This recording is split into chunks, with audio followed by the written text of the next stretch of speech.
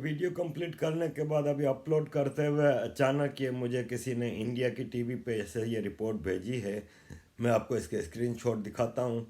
ये इंडिया के टीवी पे अभी अभी पेश की गई है। मैं कितने महीनों से ये चौधरी परवेज़ इकबाल लोसर और ईयू पाक फ्रेंडशिप का नाम ले रहा हूँ। ये देखें, ये रिपोर्ट है कि किस तरह ये ईयू पाक फ्रेंडशिप और यह चौधरी परवेज़ इकबाल लोसर यूरोपियन पार्लियामेंट और दूसरी जगहों पे यूनाइटेड नेशंस में किस तरह ये मैनिपुलेट करता है चीज़ों को, और इंडिया में कश्मीर और खालिस्तान के नाम पे सारा आतंक ये फैला रहा है। डिप्लोमेटिक लेवल पे ये बहुत बड़ा काम कर रहा है। ये मैं कितने महीनों से कह रहा हूँ, मेरे यूट्यूब चैनल पे कई वीडियो इसकी हैं। मेरा ख्याल है आज से 6 महीने पहले भी मैंने इसकी वीडियो लगाई थी, और पिछले साल जब इसने मुझे जिनीवा में पकड़ा था तब भी मैंने ये चीज़ें बताई थी। आज इंडिया का टीवी ये चीज़ खोल इमरान खान जिंदाबाद, इमरान खान जिंदाबाद, इमरान खान जिंदाबाद, वजीर आजम पाकिस्तान इमरान खान जिंदाबाद, वजीर आजम पाकिस्तान इमरान खान जिंदाबाद। पंजाब बनेगा पाकिस्तान, पंजाब बनेगा पाकिस्तान, कश्मीर बनेगा पाकिस्तान, कश्मीर बनेगा पाकिस्तान, कश्मीर बनेगा पाकिस्तान। नारे तकबीर, नारे तकबीर, खालिस्तान जिंदाबाद, पंजाब बनेगा खालिस्तान। अजीज दोस्तों, अस्सलाम वालेकुम, नमस्ते, सत श्री अकाल, गुड आफ्टरनून। बिल्ली थैले से बाहर आ गई है। फार्मर्स प्रोटेस्ट एक जगह पे रह गया। खालिस्तान जिंदाबाद, इमरान खान जिंदाबाद। आपके सामने ये सारी चीज़ें किसी सिख की आवाज़ नहीं है।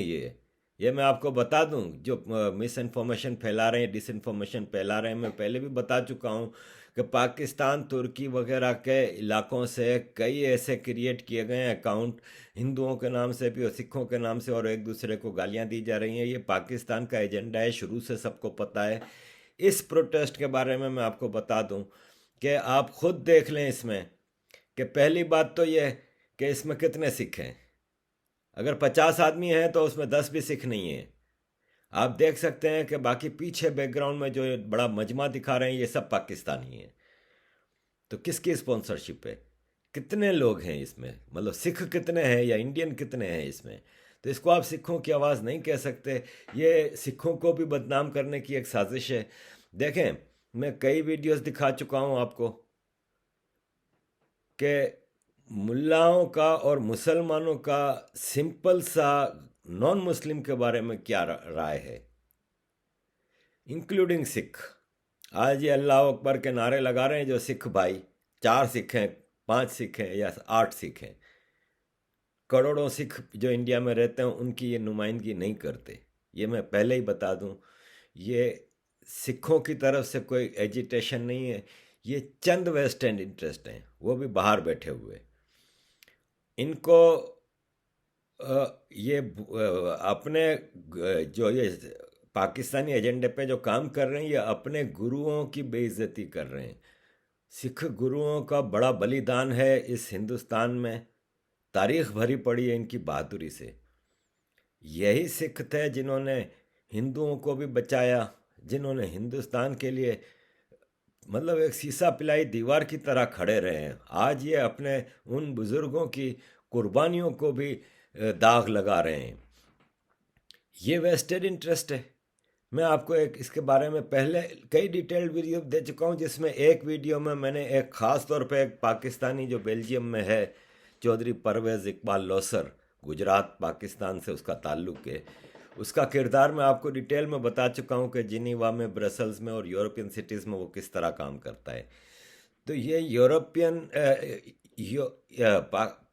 ईयू पाक फ्रेंडशिप के नाम से इसने ऑर्गेनाइजेशन रजिस्टर कराई है यूरोप के सब बड़े शहरों में, और वहाँ पाकिस्तानी कम्युनिटी के साथ मिल के 4 सिख अपनी गाड़ी में बिठाता है और हर जगह जाके ये प्रोटेस्ट करता रहता है, करवाता रहता है।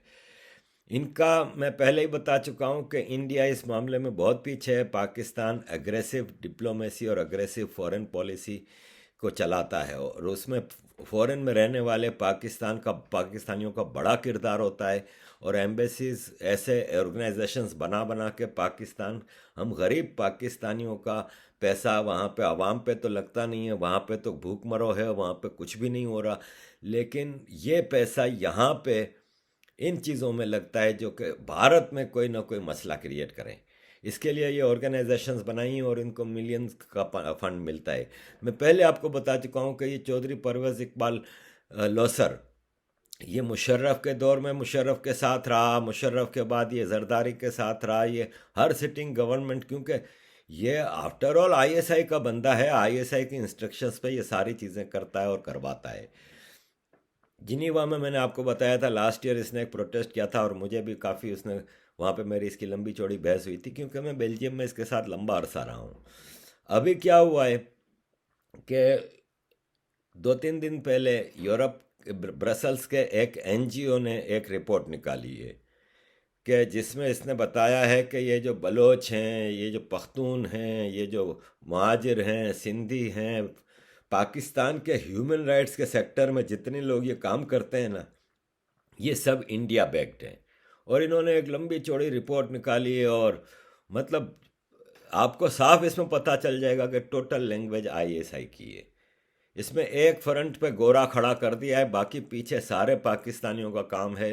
टोटल डिसइंफॉर्मेशन के तौर पे ये चीज़ चलाई गई है। इसमें सबके नाम दिए गए हैं कि ये लोग सब काम करते हैं, जबकि आपको अच्छी तरह पता है कि ये बलोच हैं, पख्तून हैं, सिंधी हैं, मुहाजिर हैं, रिलीजियस माइनॉरिटीज़ हैं, ये सब ग्रास रूट लेवल से काम करते हैं। इसमें कश्मीरियों के भी नाम हैं, वो कश्मीरी जो पाकिस्तान ऑक्यूपाइड कश्मीर में होने वाले जुल्म के ऊपर आवाज़ उठाते हैं। जैसे मैं शौकत कश्मीरी साहब का इंटरव्यू लगा चुका हूँ यहाँ पे, तो इस टाइप के कश्मीरियों के भी नाम हैं। मेरा सवाल यहाँ पे ये बनता है कि जितना महंगा प्रोटेस्ट ये लोग करवाते हैं खालिस्तान के नाम पे और कश्मीर के नाम पे, हम तो वहाँ पे 15 आदमी 20 आदमी खड़े करके अपना जेन्युइन एक प्रोटेस्ट करते हैं। अगर हमारे पास इंडिया की या रॉ की बैकिंग होती तो हम इस इतने बुरे हालात में काम ना कर रहे होते। हम तो हाथ जोड़ कर रिक्वेस्ट करते हैं हमेशा इंडिया से, भारत की सरकार से, कि हमारी मदद करें, लेकिन ये डिसइंफॉर्मेशन का पूरा एक सेल अब ब्रसल्स आए तो आपको चौधरी परवेज़ इकबाल लोसर का किरदार नहीं भूलना चाहिए। ये वापस खुल के भी ऐसे सामने आए कि कल इस रिपोर्ट पे चर्चा हुई पाकिस्तान के टीवी पे, क्योंकि आईएसआई के इंस्ट्रक्शंस पे पाकिस्तान का मीडिया चलता है। तो उस चर्चा में किसको इंटरव्यू के लिए बुलाया गया? चौधरी परवेज़ इकबाल लोसर को। हामिद मीर ने इसको बुलाया और इससे पूछा कि ये रिपोर्ट क्या है, तो वो जी देखें ये सब इंडिया का खेल है और इंडिया बलोचों को पैसे दे रहा है और इनकी मदद कर रहा है। और अरे भाई, अगर इंडिया ने अगर बलोचों की और हम सब की मदद करनी शुरू की होती ना, तो पाकिस्तान का कब से काम ख़त्म हो चुका होता। अगर ज़रा भी मदद की होती। इंडिया ने सिर्फ एक बार ही मदद की थी पाकिस्तानियों की, वो 71 में की थी। उसका नतीजा तुमने देख लिया, 93,000 पतलूनें ढाका के म्यूज़ियम में लटक रही हैं। यही महीना था, यही हफ्ता था जब तुम्हारी फ़ौज की वहाँ पे बैंड बजाई जा रही थी भारतीय फ़ौजियों के हाथों। वो एक टाइम था जब इंडिया ने पाकिस्तानियों की मदद की थी। आधा पाकिस्तान चला गया था। अब वक्त का इंतज़ार है कि कब इंडिया मदद करे पाकिस्तान के इन मजलूम लोगों की, ताकि अब, क्योंकि देखें क्यों ज़ोर शोर से खालिस्तान अचानक उठाया गया है। इसकी वजह यह है कि खालिस्तान 2010 का फेल हो गया, रेफरेंडम कराएंगे ये वो, फेल हो गया क्योंकि मोमेंटम ही ना हासिल कर सके, कुछ कर ही नहीं सके। इनको अब मोमेंटम मिला है। मोमेंटम मिला है इसलिए कि फार्मर्स प्रोटेस्ट हो रहा था, इसको टोटली हाईजैक कर लिया गया। और आप मज़े की बात देखें कि इंटरनेशनली इसको खाली चलाया जा रहा है। इंडिया में स्टिल फार्मर्स की मूवमेंट में कोई खालिस्तान का या ऐसा इतना वो नहीं हो रहा, कहीं इक्का दुक्का कोई वो हो जाता है, अदरवाइज वो प्योर फार्मर्स प्रोटेस्ट चल रहा है वहाँ पे। लेकिन इंटरनेशनली उसको ब्रांड किया गया है, टोटल खालिस्तान से नथी कर दिया गया और फार्मर्स प्रोटेस्ट तो कहीं नज़र नहीं आ रहा और इसको खालिस्तान के नाम पे वो किया गया है। इवन क्या आप देखें कि ये इंग्लैंड है जहाँ पे स्कूलों में टोटली नॉन पॉलिटिकल चीज़ें पढ़ाई जाती हैं। वहाँ पे अब तक 3 स्कूलों के लेटर तो मेरे पास आ चुके हैं जिसमें स्टूडेंट्स को कहा गया है कि हम फार्मर्स डे मनाएंगे और इंडिया के फार्मर्स के ऊपर जो जुल्म हो रहा है उसके ऊपर हम इनकी सॉलिडरिटी में वो करेंगे, जबकि यहाँ पे स्कूलों में कभी इस टाइप की कोई चीज़ नहीं हुई। इतना बड़ा अफ़गानिस्तान में जेनोसाइड हुआ तालिबान के हाथों, इतने बड़े बड़े कांड दुनिया में हुए, लेकिन कभी यहाँ के स्कूलों में इन चीज़ों को एकोमोडेट नहीं किया जाता। ये आप इनकी इन्फिल्ट्रेशन देखें कि किस कामयाबी से ये इन्फिल्ट्रेट कर पा रहे हैं। जहाँ पे 300 आदमी जमा करना मना है, जहाँ पे 30 आदमी से ज़्यादा का लंदन में मना है, वहाँ पे ये हज़ारों आदमी जमा हो जाते हैं।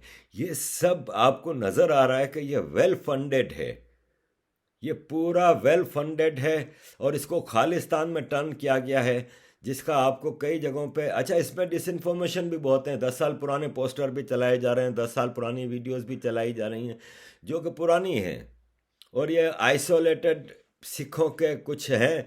जैसे मैंने अपनी एक पुरानी वीडियो में बताया था कि मैं कई साल से जिनेवा में देखता हूँ कि सेशन अटेंड करने के लिए कनाडा से एक अवतार सिंह सिखोन आते हैं, अकेले सिखाते हैं खालिस्तान का केस लेके, हर साल आते हैं और हर सेशन में आते हैं, साल के 3 सेशन में आते हैं। और वो कभी हम में से किसी बलोच के साथ पख्तून के साथ नहीं बैठते। वो कहाँ बैठे होंगे? वो आईएसआई के कश्मीरी जो आते हैं इस्लामाबाद से, या पाकिस्तानी, इन लोगों के साथ ही ये कैफेटेरिया में भी बैठे होंगे, उनसे ही पेपरों का तबादला। हम तो सब चीज़ें सामने देखते हैं ना, वहाँ पे ओपन सब चीज़ें हो रही होती हैं इतने बड़े प्लेटफॉर्म पे, वहाँ पे ये ओपनली पेपर्स का तबादला कर रहे होते हैं। तो ये आइसोलेटेड कुछ लोग हैं, डिसइंफॉर्मेशन ज़्यादा चलाई जा रही है, थोड़े जो हैं उसके पीछे पूरा पाकिस्तान का पंजाबी है। अब देखें, यहाँ पे मैं आपको क्लियर अल्फाज में बता दूँ मेरे सिख बरादरान को कि आपको अच्छी तरह पता है कि पाकिस्तान के मुल्लाओं का और मुसलमानों का सिखों के हवाले से क्या पॉइंट ऑफ व्यू है। आपको मैं एक वीडियो दिखाता हूँ, फिर इसके बाद मैं आपसे बात करता हूँ। एक आदमी 5 आदमियों को मुसलमान बनाने का अपनी जिंदगी भर में अगर अहद कर ले तो वल्लाह 25 करोड़ 30 करोड़ जो लोग हैं, वल्लाह अगर 5 आदमी तो कितने हो गए? हिंदुस्तान क्या चाइना भी मिला लेंगे तो 1 करोड़ रख लो, 1 करोड़ 25 करोड़, अगर 5 करोड़ मुसलमान ये अहद कर लें कि हमको एक साल में 5 गैर मुस्लिमों को इस्लाम पेश करके मुसलमान बनाना है, कोशिश करके जिद्दोजहद करके माल देकर कैसे भी हिकमत से, तो आप बतलाएं कि एक साल में कितने करोड़ हिंदू मुसलमान होंगे? बोलो 25 करोड़ 55 25, अरे 5 करोड़ मुसलमान तो 5 एक 5 को बनाएगा तो कितने होंगे? 25 करोड़। 2 साल में कितने हो जाएंगे? अरे तीसरे साल तुम्हारी खुद हुकूमत आ जाएगी। और इस राह में मारे भी गए तो अल्लाह के नबी, अल्लाह अकबर, वल्लाह इस राह में अगर तुम्हें कत्ल भी किया गया, खून तुम्हारा जमीन पर बाद में गिरेगा और अल्लाह मोतियों के महल जन्नत में पहले तामीर करेगा। करेगा कि नहीं करेगा? बोलो। तुम शहीद कहलाओगे। तुमको क्यों मारा है? इस्लाम की दावत पर मारा है, शहीद कहलाओ, है कि नहीं? ये काम क्यों नहीं करते आप? इंशाअल्लाह अल्लाह ताला आसानी पैदा करेगा और अपने को मुसलमान बनाए और लोगों को भी मुसलमान बनाए देगा। बेशक जहाद का जज्बा सीनों के अंदर होना चाहिए, और अगर किसी के दिल में जहाद का जज्बा नहीं है वो मुनाफिक।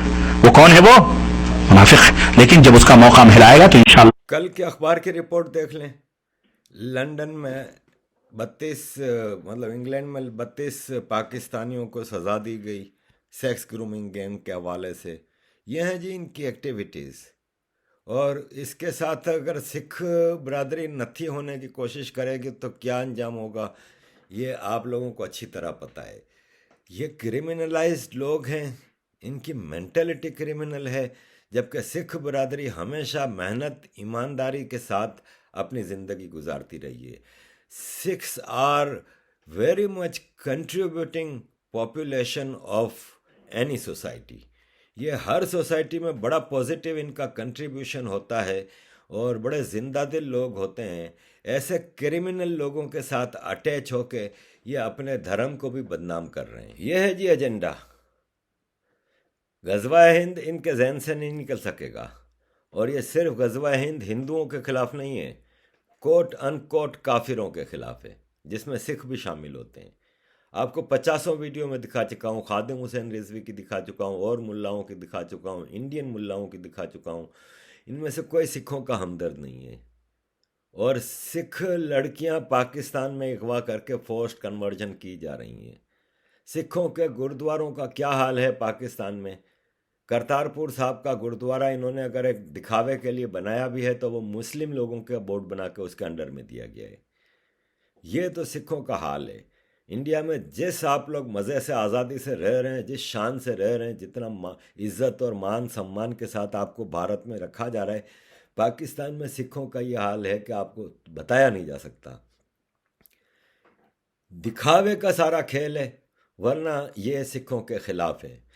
आप भूल गए ननकाना साहब बाद के जो गुरुद्वारा साहब है उस पर जो पथराव हुआ था, पूरे ननकाना साहब के लोगों ने किया था। और वो केस अच्छी तरह याद है मुझे। सिख लड़की थी जिसको अगवा करके रेप करके उसका ज़बरदस्ती मुसलमान करके शादी की गई। बहुत अरसे बाद जब वो अपने वालदेन से मिलने की उसको इजाज़त मिली, वो आई तो इसके वालदेन रो पड़े कि तुम क्यों मुसलमान हुई। तो उसने कहा आप लोगों को बचाने के लिए, क्योंकि उन्होंने धमकी दी थी कि अगर मैं इस्लाम कबूल नहीं करूँगी तो आप मेरे भाइयों को मार दिया जाएगा, आप सबको मार दिया जाएगा। तो मैंने तो बलिदान दिया है। तो उन्होंने कहा अच्छा हम तुम्हें वापस नहीं भेजेंगे, हम तुम्हारे साथ हैं। पूरा ननकाना साहब खड़ा हो गया, गुरुद्वारे पे पथराव, उस घर को घेराव कर लिया। हुकूमत आई, सरकार ने आके वहाँ पे मेडिएशन कराई और फैसला क्या हुआ कि लड़की को तो वापस भेजना पड़ेगा क्योंकि वो मुसलमान हो गई है। ये हो रहा है पाकिस्तान में सिखों के साथ। क्या क्या जुल्म हो रहे हैं मैं आपको डिटेल में कई बार बता चुका हूँ, बाकी आप भी रिसर्च कर सकते हैं। तो आज आप इन पे भरोसा ना करें। ये मैं उन कुछ सिखों को कह रहा हूँ। देखें, सिख हैं 2% पॉपुलेशन ऑफ इंडिया। उस 2% में से कितने परसेंट होंगे जो ये खालिस्तान के होंगे, वो भी बाहर बैठे हुए, शायद 0.1% उस 2% के। तो टोटल इंडिया की पॉपुलेशन का 0.000 पता नहीं कितना परसेंट है। लेकिन खालिस्तान को ऐसे पूरी दुनिया में प्रोटेस्ट किया जा रहा है, प्रमोट किया जा रहा है। और ख़ास तौर पे इस फार्मर्स प्रोटेस्ट को एक एडवर्टाइजमेंट के तौर पे फ्रंट पे रखा जाता है, जैसे इंग्लैंड में स्कूलों में फैलाया जा रहा है। ये सब वही सिख एक छोटा ग्रुप है। जबकि इंटरनेशनल आप देखें, कनाडा का प्राइम मिनिस्टर बकवास कर रहा है, ब्रिटिश एमपीज वो लेबर के जो हैं वो कर रहे हैं। मुझे ये बताएं कि पाकिस्तान में Karachi press club, Islamabad press club, Lahore press club के सामने भूख हड़ताली कैंप हैं, जो मरण व्रत रखते हैं, जो भूख हड़ताली कैंप कई सालों से कंटिन्यूस चल रहे हैं। मिसिंग पर्सन के हवाले से हजारों मिसिंग पर्सन हैं। कितनी पार्लियामेंटों में आवाज़ उठी उसकी, कितने मीडिया, इंटरनेशनल मीडिया उस पर बोल रहा है। पीडीएम का जो प्रोटेस्ट हो रहा है आपके सामने है, पूरे कई महीनों से चल रहा है। कोयटा में भी जलसा हो चुका है, पेशावर में हो चुका है, गुजरांवाला में हो चुका है, कराची में हो चुका है, हो रहे हैं, अभी लाहौर में हो रहा है। मतलब आप देखें कि इतने बड़े बड़े प्रोटेस्ट हो रहे हैं, लाखों लोगों का पीटीएम के जलसे हो रहे हैं। कहीं आपको कोई इंटरनेशनल कवरेज नहीं मिलेगी। इस हद तक कि IG Sindh, inspector general of Sindh को आईएसआई अगवा कर लेती है, जिसको बाजवा ने आके एडमिट भी किया कि हाँ गलती हो गई है उनसे, उन्होंने प्राइवेटली वो किया ना। कितना इंटरनेशनल मीडिया इस पे बोला। तो आप अंदाज़ा लगाएं कि पाकिस्तान कितना खर्चा करता है इन सारी चीज़ों पे। ये सारा पाकिस्तान का खेल है, इसको समझने की ज़रूरत है और इसको जितना एक्सपोज कर सकते हैं करें। मेरी भारत सरकार से रिक्वेस्ट है कि इस सेक्टर पर ध्यान दें, फॉरेन पॉलिसी के सेक्टर पर ध्यान दें। आप कुछ नहीं कर रहे तो आप इतने बदनाम हो रहे हैं, तो आप कुछ करके बदनाम हो जाएं। मुझे ना दें कुछ। जो ग्रुप्स हैं, बलोच ग्रुप हैं, पख्तून ग्रुप हैं, विद इन भारत के भी जो इंटेलेक्चुअल सेक्टर है, डिफेंस सेक्टर है, जो रिटायर्ड फौजी हैं, जैसे मेजर गौरव आर्या ने क्लियर अल्फाज में कहा ना कि एक्सेप्ट करें। देखें, पाकिस्तान ये सब जो इतना धूम धड़के से करा, कश्मीर, खालिस्तान और इन मूवमेंट्स को उठा रहा है ना, इसकी वजह यह है कि पाकिस्तान बुझता दिया है, सेल्फ डिस्ट्रक्शन मोड पे है। आपको पता है पाकिस्तान एंड की तरफ जा रहा है, तो वो पूरी कोशिश कर रहा है कि वो, क्योंकि अगर पाकिस्तानियों को फिर कोई यूनाइट कर सकती है चीज़ तो वो है इंडिया से जंग या इंडिया के मामलात। वो इसकी पूरी कोशिश कर रहा है। इधर भारतीयों को भी बड़ा सावधान रहने की ज़रूरत है कि अपने अंदर डिवीजन पैदा ना करें। This is not a matter of Sikh and Hindu problem, not at all. सिखों और हिंदुओं के दरमियान कोई मसला नहीं है। ये एक सेक्शन है जो कि पाकिस्तान की बिहेस्ट पे, पाकिस्तान की स्पॉन्सरशिप पे ये सारा खेल खेला जा रहा है। इसमें सावधान रहने की ज़रूरत है। ज़रा इस पे नज़र रखें और अपने अपने तौर पे इसको जिस तरह से आप काउंटर कर सकते हैं अपने देश की उसके लिए रक्षा के लिए, वो आपका फ़र्ज़ है। Thank you very much. जय हिंद। कब तक तुम्हारे पास पैसा रहेगा? बोल, कब तक कुर्सी रहेगी? कब तक कुर्सी पे चिपके रहेगा तुम? जब साहब सुषमा स्वराज जैसी औरत जो सोनिया गांधी को प्रधानमंत्री बनने नहीं दिया, वो सुषमा स्वराज मरी अपने अंजाम को पहुंची। जो दिल्ली की मुख्यमंत्री थी शीला दीक्षित, वो मरी अपने अंजाम को पहुंची। अरुण जेटली अभी मरा, अपने अंजाम को पहुंचा। अरुण जेटली नहीं रहा, सुषमा स्वराज नहीं रही, सुषमा स्वराज नहीं रही, शीला दीक्षित नहीं रही। और हक तो ये है, जब गांधी नहीं रहा, नेहरू नहीं रहा, राजीव देसाई नहीं रहा, इंदिरा नहीं रही, राजीव गांधी नहीं रहा, चंद्रशेखर नहीं रहा, पीवी नरसिम्हा राव नहीं रहा, अटल बिहारी वाजपेयी नहीं रहा, तो क्या मतलब मोदी रह जाएगा? क्या मतलब मोदी रह जाएगा? अमित शाह रह जाएगा? क्यों घबराता है, क्यों फिक्रमंद होता है? 2-4 साल ठहर और इंतजार कर। जो अंजाम दूसरों का हुआ है उससे बुरा अंजाम इसका होगा। और जो मिटाने का CAA और NRC की बातें कर रहा है, वो तो शमशान घाट में लाठी से मार के उसको जलाया जाएगा। और जो इस्लाम मुक्त भारत का वो सपना देख रहा है, अगर उनका बाल बच्चा जिंदा रहा तो 30 साल के बाद देखेगा, या 30 करोड़ 60 करोड़ की तादाद में बदलेगा और हिंदुस्तान में हर तरफ इस्लामी अजमत का झंडा लहराएगा।